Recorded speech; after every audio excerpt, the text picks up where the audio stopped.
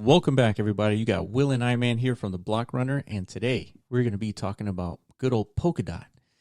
So this is a good project. We've actually talked about them before, and this was way before Parachain offerings. We were talking about Kusama and their Parachain offerings, and we were following them pretty closely when Kusama was dropping their Parachain auctions.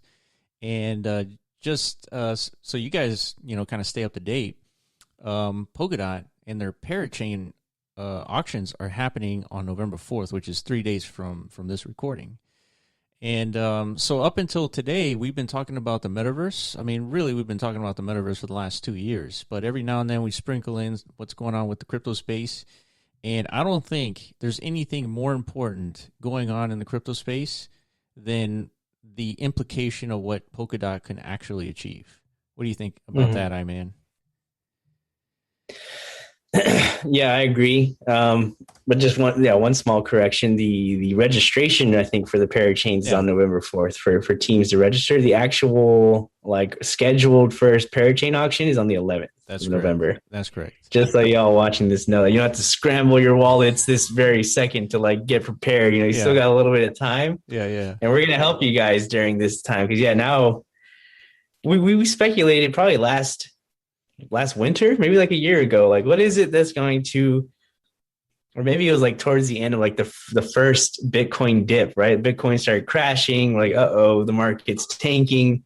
Yeah. What the hell? No, Elon Musk all of a sudden is not taking Bitcoin for Teslas anymore, shit like this, right? It was very bearish times.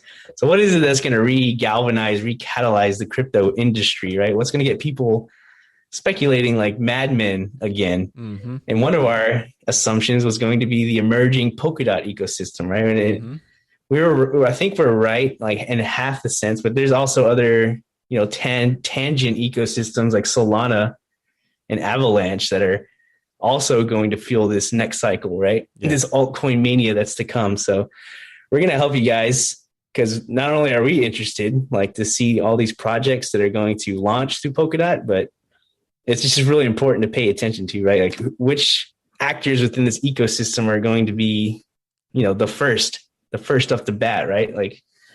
I think that's going to be probably 50% of our content for the next couple of months is what I'm guessing. No, I totally agree. And so we made some videos on Akala, Moonbeam, name some other ones, Plasma. Yeah, so we're going to have to remake those videos probably, most likely. Yeah. And I'll show updates, For sure. Yeah, for sure. If you want to learn more about those, search our YouTube channel for that. We do talk about them. We are going to talk about them again, but let's make a little bit of a prediction. So on the Parachain auction that's going to happen on Polkadot, I think, and I speak for you, I-Man, and correct me if I'm wrong, but I think Akala is going to take the reins here. So they're going to be first on the deck for Polkadot. Yeah, and that's to be expected and probably a good idea for the ecosystem as a whole, just because it's an all-in-one DeFi ecosystem in itself. So everything starts with the DeFi primitives, right? So why not vote in the big Giga DeFi platform, just to service the whole ecosystem from the get-go, right? Right. And plus they just have tons of resources, tons of backers and investors, and it just feels inevitable, right?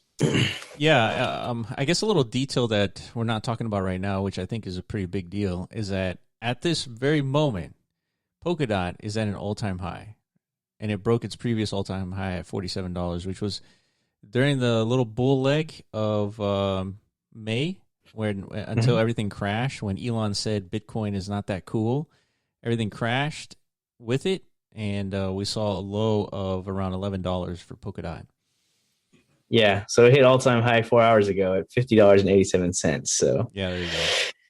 I mean, I guess let's talk about the price for a little bit. I mean, what's the market? A 50 billion market cap. We haven't really talked about many projects in this range, just because it's just you tend to want to speculate on projects that are a little lower on the list, just because there's a lot more upside potential to them. But when you actually understand what Polkadot is trying to achieve, like you said, I mean, it's opportunity up to the scope and scale of Ethereum, right? And there's still a lot of upside potential as far as actually achieving those results, right? Being neck and neck with the Ethereum ecosystem. Yeah, no, it's also relative too, because if you look at the market cap when it launched, it was at on average around a $3 billion market cap, which was generally pretty high. It was basically on day one, it was top 10 cryptocurrency.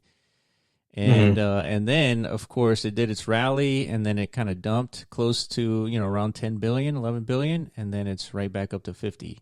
So I think our I guess evaluation of the market cap, I think it could be very close to Ethereum's. Like it could be. I think so too, man. So being close to I don't think it'll be neck and neck this soon. No, definitely not this soon.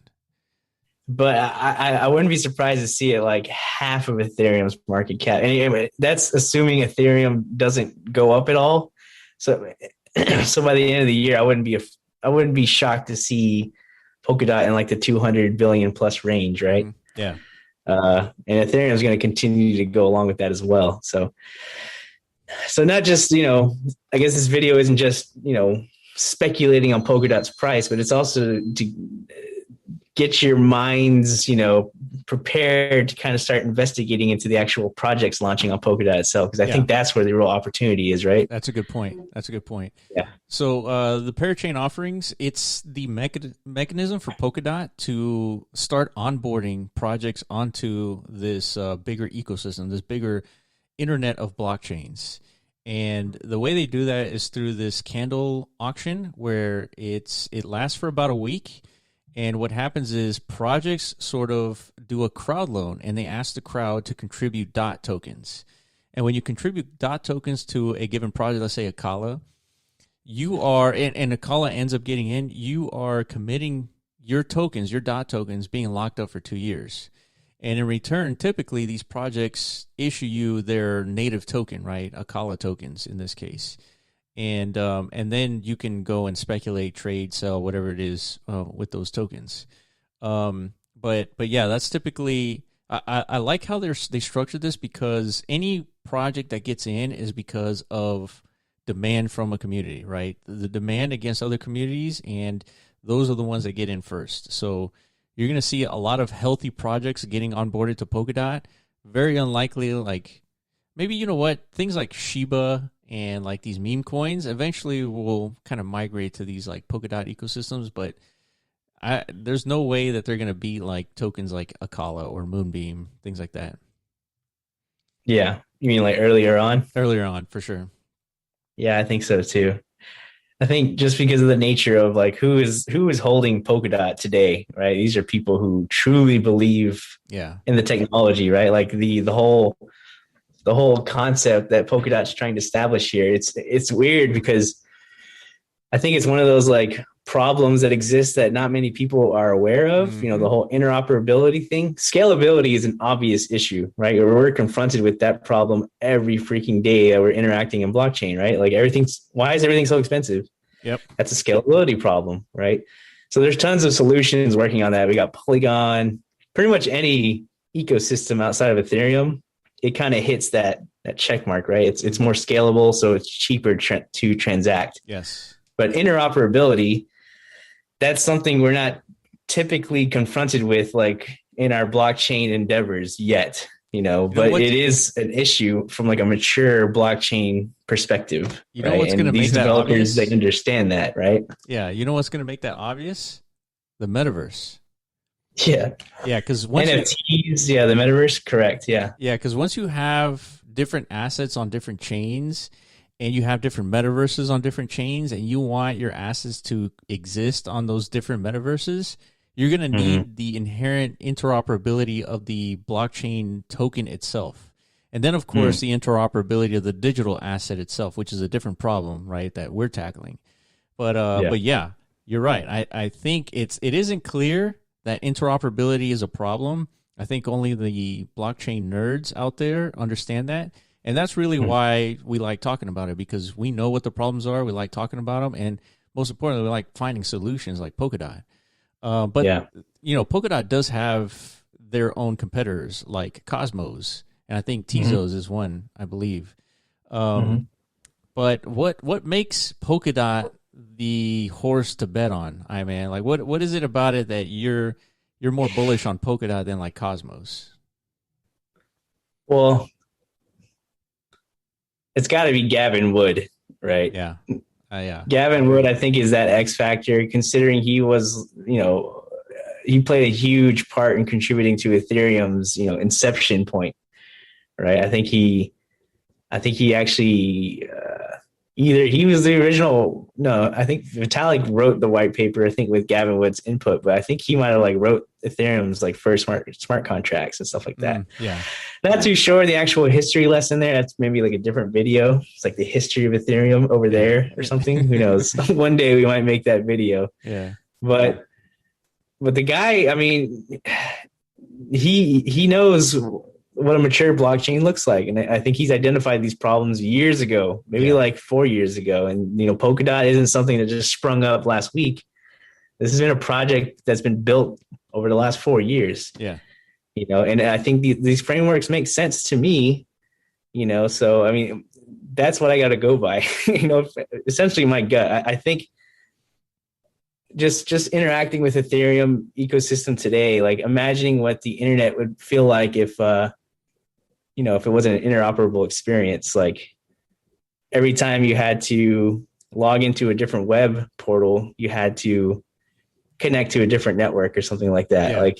That type of user experience just is not sustainable. That's not what a mature, blockchain will look like. Right now we have different wallets for different blockchains, right? We have the Solana wallet, you got the Polkadot JS wallet, you got MetaMask, and then you have to have all these different wallets with different amounts of money in it, and you can't really trade amongst those wallets either.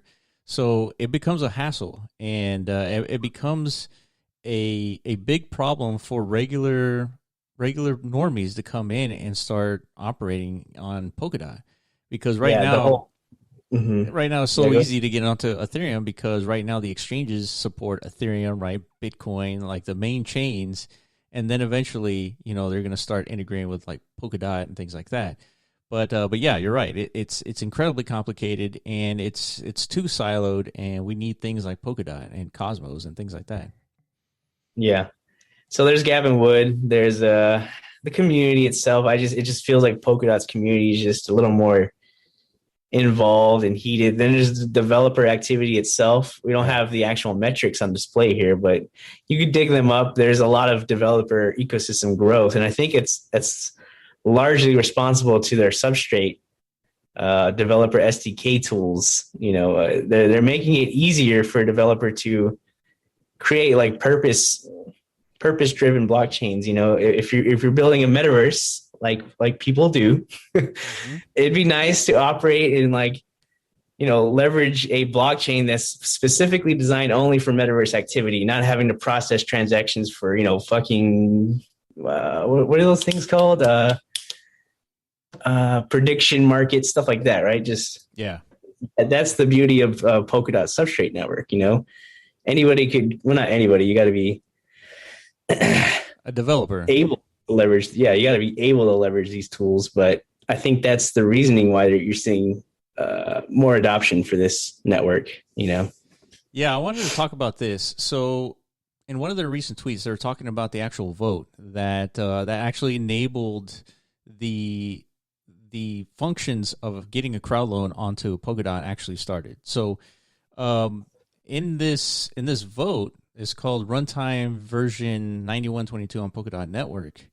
There was a vote of 91,000 DOT tokens, and all of them said yes to this crowd loan thing happening on November 11th. So how much is 91,000 DOT tokens, right? So we did the calculations around 4.5 billion, something like that. 4.5 billion in like USD value. In USD value, yeah. So, but we were talking about this earlier. If you go look at the amount of tokens that they have in circulation, right? They have basically, what is that? 1 trillion? It's a billion. Oh yeah, sorry. It's a billion. So now we have roughly 91,000 tokens being voted on or voted with, and so it's a small number generally. But if you compare that to general like human psychology and their voting, like it's pretty average. Yeah, that's nothing to be alarmed about. I mean, maybe at first you're like, yo, what to do? It's like, what all this governance, hoopla I've been hearing about over the years. We're forming DAOs here. We're going to see, new ecosystems with, robust participation in these decision makings and stuff like this. Yeah. The same apprehensions apply, like that happen in the real world to this, virtual community governed ecosystems, right? Like people are just kind of lazy no matter what, in the physical or the digital. So yeah, I'm not surprised that less than 10% of people are, contributing to a vote of such a magnitude of proportion. Yeah. It's a pretty important vote, but nonetheless, like the decisions are being made, actual action is occurring, and, kudos to the Polkadot community, dude. Everything's running as anticipated, man. Like it's cool to see, And you know what? It's not a surprise because they did this on Kusama and now they're bringing it to Polkadot. That's by design.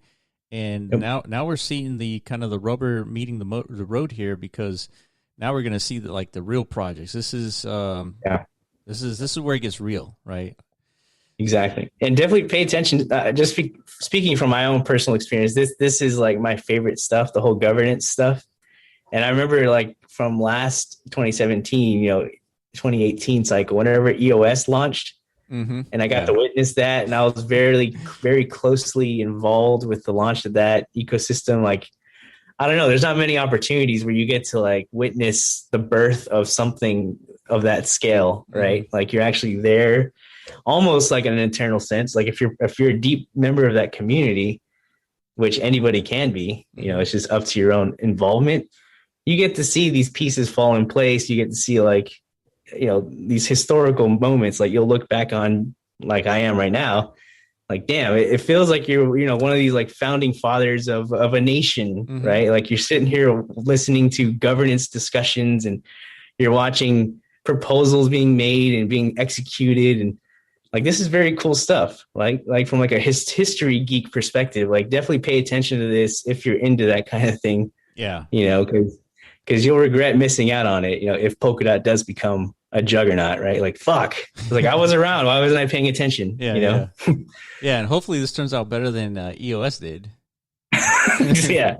That's the sad part of the story. I put in all that, effort. It just didn't pan out as anticipated, right? So here's shot number 2, Polkadot. Like, I haven't felt this like personally vested interest wise since then. So hopefully Polkadot, can pull off what we think it can, Yeah.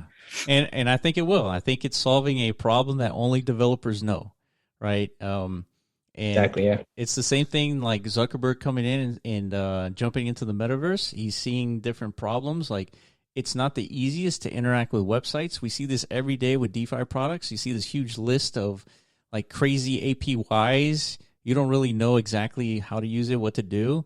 But I think if you bring that stuff into the metaverse and you make a much more intuitive UI in 3D space, you can interact with DeFi. You'll be able to interact with different blockchains in the metaverse as you would expect it, to occur. And so I think we're going to start seeing some crazy stuff. Digital nations actually, spawning from things like Polkadot. So yeah, totally. This is super exciting. So I don't think there's anything other than that to talk about, other than we're going to be talking about the projects that are going to be onboarding onto Polkadot, like Akala and Moonbeam and Sheeden and all these future projects that are going to be onboarded pretty soon in these crowd loans. Yeah, so we're going to be splicing these conversations into our regular metaverse focused conversations because, we're definitely gearing up to the second leg of this bull cycle. And these are two massive narratives, I think, that are going to push us to like the scales we need to get to achieve like an overall market cap of that size. Like we're already at 2.7 trillion. Yeah. We're talking tens of trillions, that we need to get to as a collective. So, I mean, that's no small sum of value. Like this is huge. Yeah. So huge things need to be happening in order to justify that kind of, onboarding of capital. So I think the expansion of the Polkadot ecosystem and all these different ecosystems, Solana, whatever the fuck, everything. And then the metaverse on top of that, the growth of NFTs, DeFi, like maybe potentially onboarding some serious institutional capital. Who knows? Things like this. That's true. And when you really take a step back, once we're in the tens of trillions, I mean, that's still in the grand scheme of things, like the beginning. Yeah, if you're talking about like actual, I don't know, like derivatives markets or something like that, then you're right. That is like still like a little dot in comparison to the freaking, big anal cavity that is like traditional finance. Yeah. All right. On that excellent note, that's been Polkadot. Apologies for my sailor mouth. Yeah, that's Polkadot, dude. I'm definitely pumped for it, dude. Are you? Hell yeah, dude. Yeah, we've been talking about this since its launch. So finally, we get to see it, actually go and do this crowd loan stuff. And I think we're going to be participating too, right? Oh, definitely. Yeah. So we should probably make some videos of like, how to familiarize yourself with what's it called? The Polkadot JS. Polkadot JS, which is right here. Not a whole lot is going on here, but just go to network and parachains, and this is where all the action should be taking place. Yeah. So once these parachain projects start, registering, which should happen on the 4th and beyond, we'll start making more videos, like showcasing the onboard of these parachain projects and how to actually participate and stuff like that. All right. Thank you guys for watching. That's been Polkadot. Let us know what your thoughts are in the comment section below. Make sure you follow and subscribe. And and follow us on Twitter at The Block Runner, and let us know if you have any thoughts. And we will catch you in the next video. Peace.